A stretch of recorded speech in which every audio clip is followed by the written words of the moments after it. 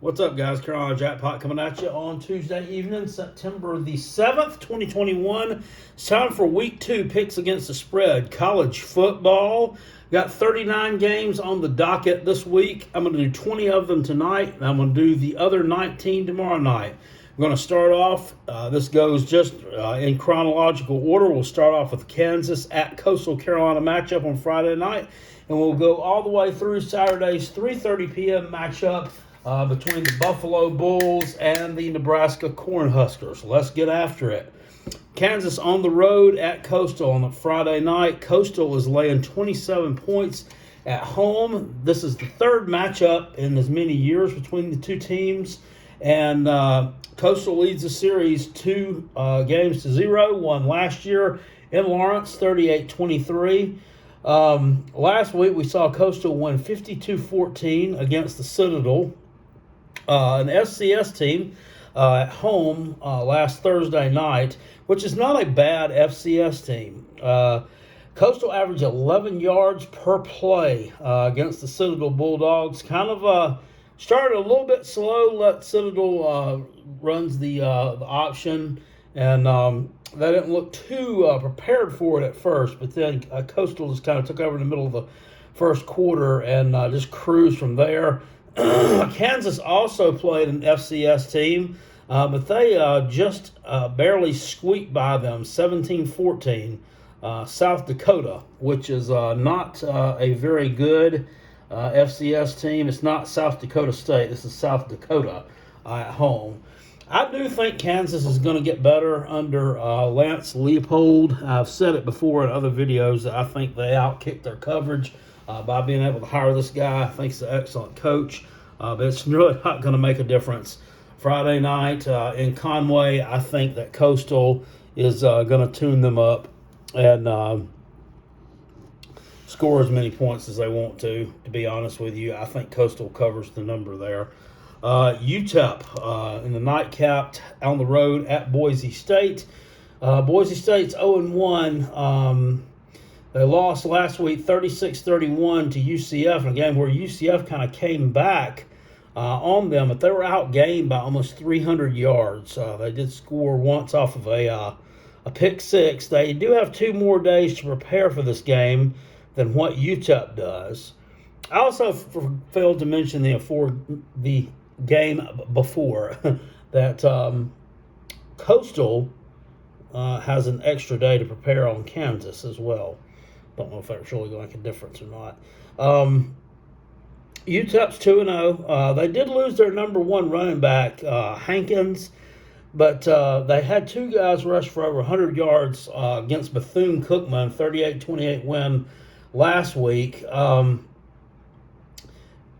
still think this is too many points. I think UTEP is going to cover the number here.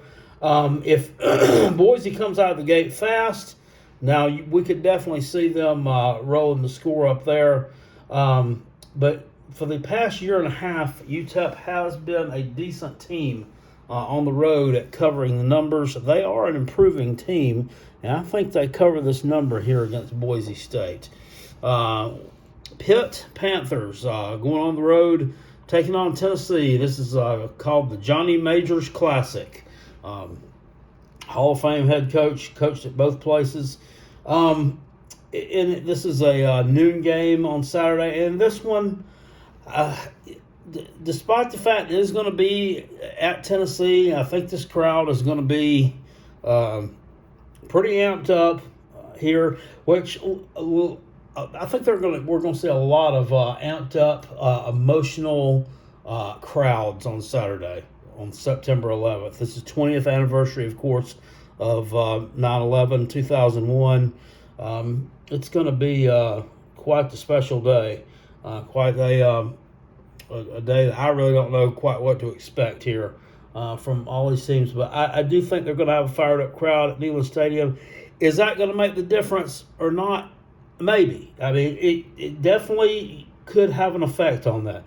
But when I just look at this game, I just got to go with the team that I know has a better quarterback, which was Pitt, and the team which has not necessarily better coaching, but more proven coaching, and that being the Pitt Panthers as well. Last week, we saw Bowling Green pass for like 185 yards against that Tennessee defense. And when you look at that, I mean, Pitt threw for 372 yards against UMass. I mean, so what are they going to be able to do against Tennessee's defense? Joe Milton, outside of the first two drives for Tennessee the other night, this quarterback, this Joe Milton, it didn't look good. And yeah, they were able to run the ball on Bowling Green. They're not going to be able to do that at will against Pittsburgh like they were against Bowling Green. And you know, they said Josh Heupel's got this tempo offense. We got this tempo offense. It doesn't mean anything more than you just snap the ball faster than everybody else. And that's, you know, if you're not getting first downs constantly, guess what? That means your defense is going to be back out on the field a whole hell of a lot quicker than it would if you weren't running that offense. So I think that could be a problem for them as well. In the end, I think Pittsburgh's just a better team here. And I'm not being, you know, this is not trash talking Tennessee. I just think that, you know, they just got a little bit better coaching. I think they're just a little bit better team than you are at this point. So I'm going to take Pitt to cover the number here and win this game straight up. I know I give Tennessee a hard time, and this is not me giving Tennessee a hard time. This is me just telling you what I think is going to happen. This is my honest, unbiased opinion. I do think that the Pitt Panthers win this game. App State going on the road, taking on Miami. App State won 33-19 over East Carolina last Thursday night. Miami lost 44-13 to Alabama. So there's really not a lot that we can deduce from that. I mean, Alabama is just, they're Alabama. I mean, they're going to steamroll everybody, and the gap in talent between them and the second tier of teams in college football is just, it seems like the gap just gets wider and wider every year. Miami is a 7.5-point favorite here. That line's already moved up to like 9.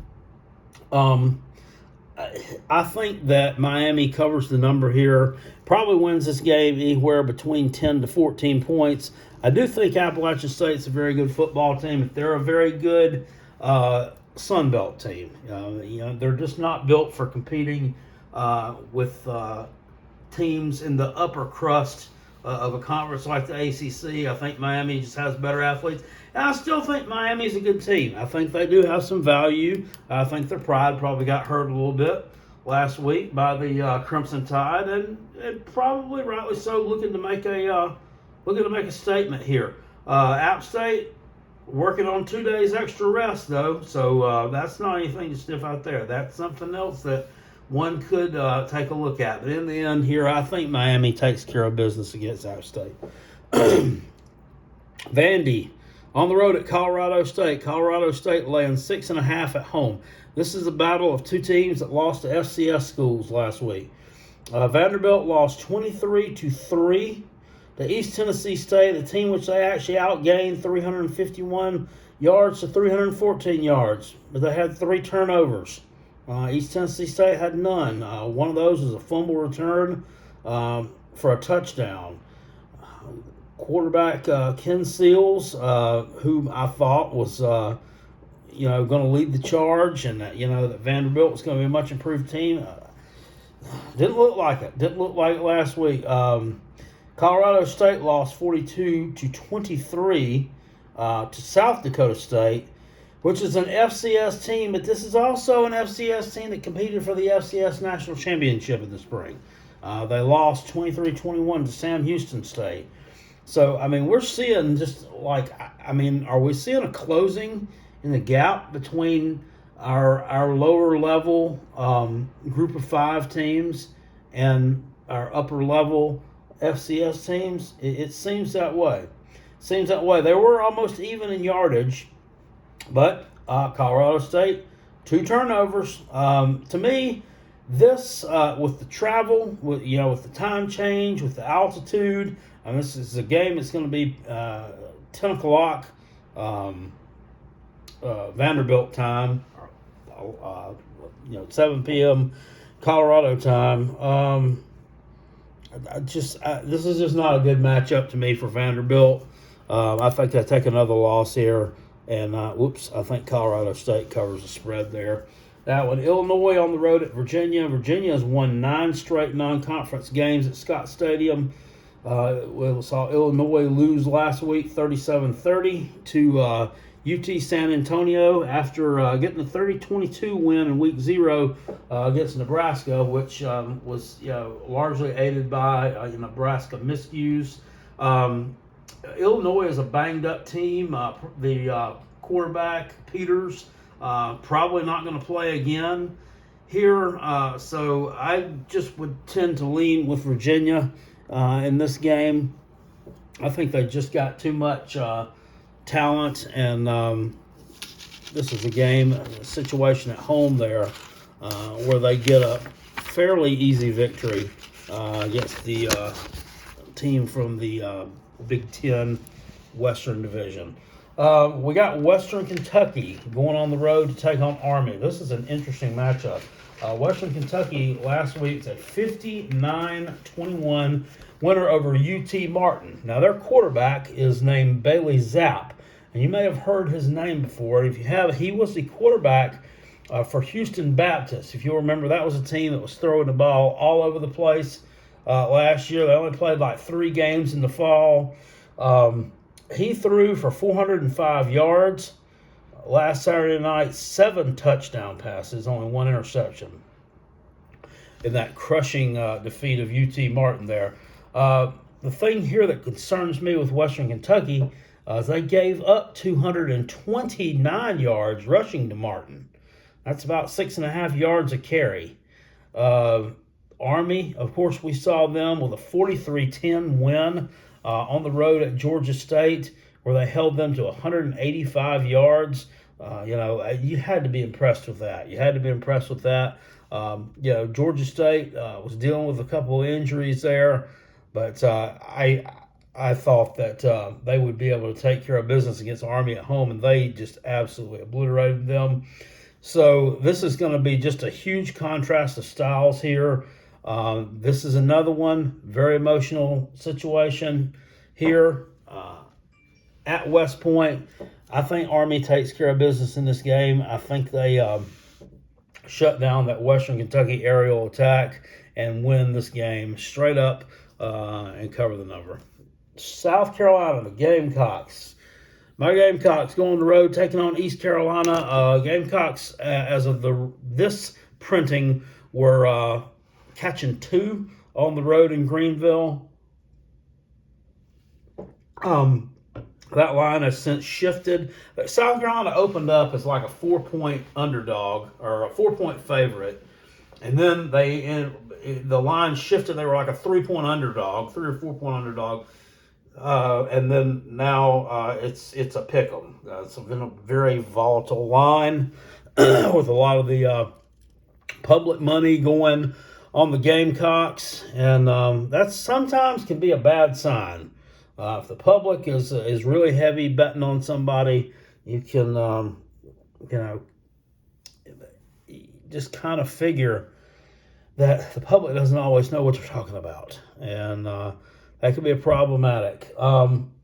Here, I'm not. This is not a homer pick. I'm going with the Gamecocks in this game because I just think that South Carolina's got superior lines of scrimmage on both sides of the ball, especially on the defensive side of the ball. I think they're going to cause some problems for Holton Ahlers and the East Carolina passing attack. And depending on the health of running back Kevin Harris, hopefully the kid is cleared to play. I mean, this is just, Shane Beamer is not going to, he doesn't let on a whole lot. It's a little bit different than the style Will Muschamp gave us. Will Muschamp would just feed us lies. Shane Beamer just really won't give you a lot of details. So neither one of them, so you don't really get the truth out of either one of them, but at least with Beamer, he's not trying to BS you. I just think that South Carolina finds a way to get this one done. I like the special teams play of the Gamecocks the other day. like the Beamer Ball stuff, and I think they go on the road and win this game at East Carolina. But I mean, it wouldn't shock me. It would not shock me for us to drop this game. This is probably going to be the biggest home game in their school's history. And that's not me also being a homer and trying to talk my team up. It's just, I mean, this would be the first time they've played an SEC team at Dowdy-Ficklen Stadium. They've hosted some ACC teams before. North Carolina State, Duke and Wake Forest have all made trips there. But, when you, even though South Carolina is one of the more mediocre members, when you're hosting a member of the premier conference in college football, it's your place. I mean, it's a big deal. But I think that the Gamecocks go on the road and get the job done here and pick up a pretty impressive win over an improving ECU team. Okay, Oregon's going on the road, taking on Ohio State.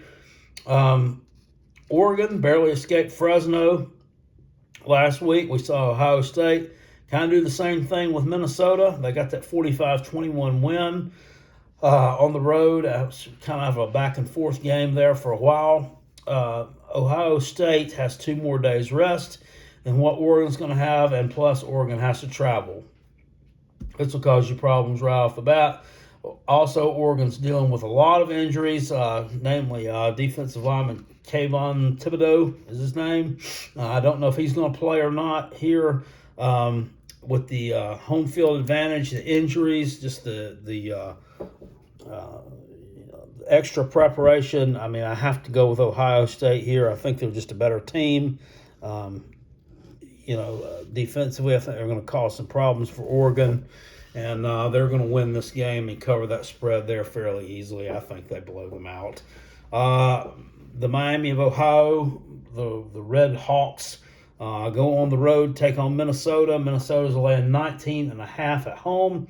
Miami lost 49-14 to Cincinnati this past Saturday night, a game which they trailed 42-0 before they finally scored. Of course, Minnesota, as I mentioned before, 45-31 loss to Ohio State last Thursday night. Again, another team working on a couple extra days rest here.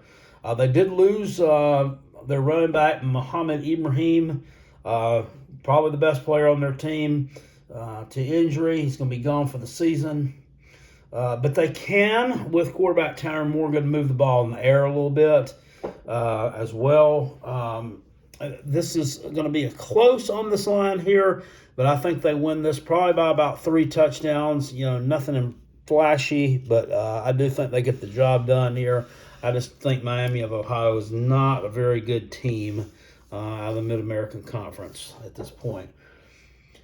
Interesting matchup here, battling the Sooner State. Got Tulsa on the road at Oklahoma State. Oklahoma State laying 12.5 at home. This line since moved to 13. Tulsa lost to FCS school last Thursday night, UC Davis. We see a lot of FCS teams take down FBS teams last week. A lot of them. UC Davis was actually a ranked FCS foe, which Tulsa outgained UC Davis 477 yards to 399 yards. And again, 3 turnovers. Same old story. It's a lot of these teams here. When you're outgaining them, you're outplaying them, and yet you're turning the ball over and you're losing. UC Davis kicked 5 field goals in that game. Oklahoma State struggled with Missouri State. I got the 23-16 win. They are starting to back up quarterback. They're missing their starting quarterback, Spencer Sanders, to injury. Last year we saw Tulsa cover as a heavy underdog. I have to think that they're a little bit better than the team that lost to UC Davis. This is another team working on 2 extra days rest. I think they kind of get things right here. I think Oklahoma State's struggling just a little bit. And I think the Tulsa Hurricane gets it done here, covers the number in the rivalry game for the second year in a row against Oklahoma State. We see Florida going on the road at South Florida. South Florida was shut out last week, 45-0 against NC State, which they threw 3 interceptions. Florida kind of experimented with a couple quarterbacks versus Florida Atlantic. They were up 35-7 late. I gave a late touchdown for the backdoor cover by the Owls, but otherwise a pretty dominant performance there by the Gators, and I really don't expect them to be tested here. This is one I kind of, I just really didn't know which way to lean here because Florida just does not go on the road and take on out-of-conference teams. They don't take on out-of-conference teams. This is a team they're not familiar with, but they weren't familiar with Florida Atlantic either, and really didn't have a lot of problem leaning on them. Last Saturday night, South Florida got a couple extra days of rest. I don't think it's really going to matter. If I have to pick a side here, I'm going to go with the Gators and lay those points. Rutgers on the road at Syracuse. Rutgers is a 2-point road favorite in the Dome. Excuse me. And this is a pretty easy one for me here. I'm going with Rutgers. They blew out Temple 61-14. Just looked very impressive there. I think they're very well coached. Syracuse, kind of an ugly game against Ohio, a game that they were like a 1-point favorite, and I just, I had a feeling that Syracuse would take care of business there on the road. But I think Rutgers is just a little bit better coached than Syracuse, and I just quite frankly think they're the better team. I think Rutgers is definitely a team to keep an eye on that's trending upward in the world of college football under Greg Schiano the second time around. Syracuse, nice win last week against Ohio, a team that was kind of in transition, kind of with an unexpected coaching change and everything there. So give me Rutgers to take this one, and I'm going to call this one my lock, stock, and 2 smoking barrels pick of the week. That one is free money.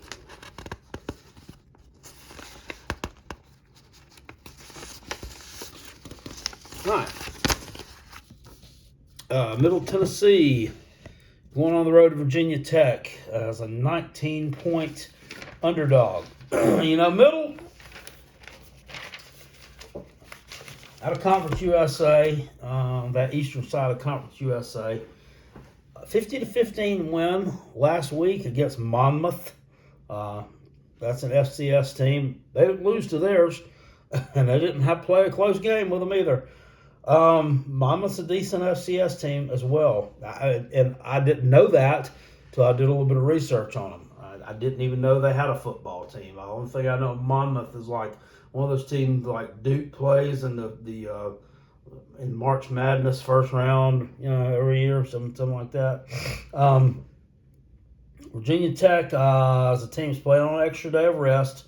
I got the 17-10 win over North Carolina Friday night. Kind of a sloppy game. There's 3 turnovers there by UNC, a couple by Virginia Tech.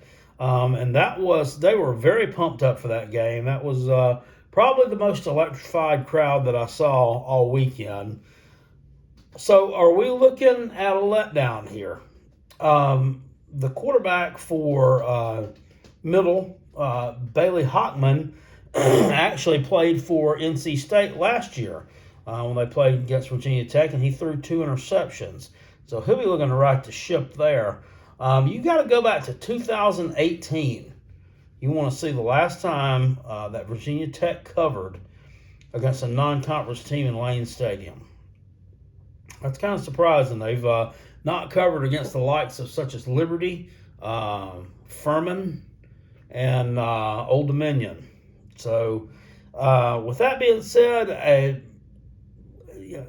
lot of talent coming back on this team. Hockman, I think, is a decent quarterback.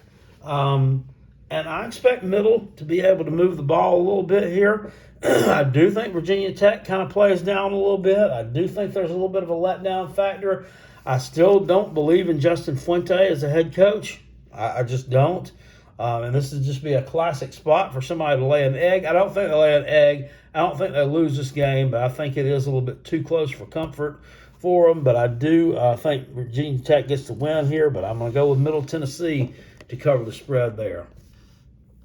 Temple on the road at Akron. Now, I don't know if there's an uglier matchup in college football. Akron has won one game in the past 2 years. Both of these teams were crushed on Saturday. Temple lost 61-14 to Rutgers, and Akron lost 60-10 to the Auburn Tigers. So somebody's got to pick up a victory here. The Temple quarterback, DeJuan Mathis, and you'll remember him. He's the kid that started for Georgia last year at the beginning of the season. Had some cranial issues, I think it was, and had to kind of take a medical leave, transferred out. He hurt his leg on Saturday in the opener against Rutgers. So his status there is uncertain. He had a really bad game, though. He's like 8 for 26 throwing the ball. Akron, a team that they return most of their starters and are picked to be improved in most circles. You won one game last year. I don't know how much more you can be improved there, but this is a tough one. This is probably one of the tougher ones here. I think that Temple probably overall has more talent than what Akron does, but with the issues at quarterback and just looking at the numbers that DeJuan Mathis put up, and that's the best that you have at the quarterback position, then I've got to go with the home team. I'm going to take Akron to cover the number here. I don't know, how fired up the crowd's going to be. I had said look out for these home underdogs of a touchdown or less. I don't know if it really is one that you can actually count there at the Akron 30,000 seat Info Stadium or whatever this place is called. I don't know how rowdy they get there for the 1 win in 2 years team, but I have to make my pick here. I'm going to take Akron to cover the number here. If you're a bad team like Temple is and you've got quarterback problems, that's just a recipe for disaster. Georgia Southern on the road at Florida Atlantic. Georgia Southern rode the struggle bus last Saturday night against Gardner Webb, FCS team. But they did win 30-25. Florida Atlantic, of course, the 35-14 loss to Florida. Concerning here is that Florida Atlantic gave up almost 400 yards on the ground to Florida. Now, the quarterback, Anthony Richardson, accounted for a little bit over 100 of that. That's almost 9 yards per carry. Georgia Southern is going to run the ball, and if there are that many holes up front in that Florida Atlantic defense, I think Georgia Southern is going to be able to muddy this game up and slow the pace down a little bit. So I'm going to call for them to cover the number here against Florida Atlantic on the road. Give me the road team, Georgia Southern. You see, we have to, we're picking a lot of these teams that had, like Georgia Southern, like your Tulsa earlier. A lot of these teams, you cannot always say, they played crappy against an FCS team last week. Well, they lost to a good FCS team this week, so they're garbage. You cannot do that. You've got to look at the numbers. You got to look at the game within the game, the turnovers. You got to take all this stuff into account, because none of these teams are as bad as they looked last week, and none of them are as good as they looked last week. I remember that. Something I've always learned. UAB on the road at Georgia. Georgia is laying 26 at home against UAB. This is one I kind of went back and forth with because UAB is a team that can put some points up. They 31-0 victory in their opening game, which was last Wednesday. So they're definitely going to be well rested. That was on the road against Jacksonville State, which is not a shabby FCS team by any means. Georgia, we still they have so many injured players on the offensive side of the ball. Dominic Blaylock, Kyrus Jackson, Darnell Washington. Are any of these guys going to play? Kirby Smart hasn't really let on anything there. And it's tough here. I was going back and forth on this one. Can we see a backdoor cover from UAB? Is Georgia going to show all their cards? Is Georgia going to be looking ahead to next week's game against South Carolina? What do we expect here? And I'm going to go with Georgia to cover the number here. I just think that they're going to be, just chomping at the bit to prove to everybody that they actually have an offense and they actually can score some points. So I'm going to go with the Bulldogs here. I think they probably win this one by 5 touchdowns. And if I were you also, I would take the over in the game on the points because I do think UAB will be able to put something on the board in that one. Air Force at Navy. This is another one of those emotional type games here, one of those 9/11 tribute games. Air Force laying 6.5 on the highway. I got to go with Air Force here. And Navy is just a team that's just not looked good the last 2 years. It all kind of started going downhill last year in that first game of the season against BYU, where they just absolutely got housed at home against BYU, and they've not improved. Last week, against my better judgment, I took them to cover against Marshall, and they just absolutely got steamrolled by Marshall, and I think that we could see a similar situation here with that Hasid Daniels, that quarterback for Air Force. I think these are just the type player that Navy's just going to have problems with. So give me the Air Force Falcons and that potent rushing attack to cover the spread there against Navy, and I'd probably take the under on whatever the point total is because these military academies normally produce an under. Ball State on the road at Penn State. Penn State's laying 22 at home against Ball State. Ball was 31-21 winner last weekend over Western Illinois. And, of course, Penn State with a 17-16 win on the road at Wisconsin. Very good win there, even though that was an ugly game. Both teams left scoring opportunities on the table. Both teams shot themselves in the foot multiple times. Ball State, not a bad team out of the MAC. Not one to be taken lightly. In fact, they did compete for the conference championship last year, if I'm not mistaken. But I just think this is not a good matchup for them. I think Penn State crushes them at home by a larger margin than the number. Just Happy Valley is not ever an easy place to play, and you're finally back in Happy Valley with fans in it for the first time since 2019. Not a good day to be Ball State. I'm going to take the Nittany Lions to cover the spread there, cruise to a victory. And finally, we got Buffalo on the road at Nebraska. Nebraska's laying 13.5 at home. Of course, Nebraska lost their season opener 30-22 to Illinois, and then came back last week. They took care of Fordham. I believe it was 59-7 or 52-7.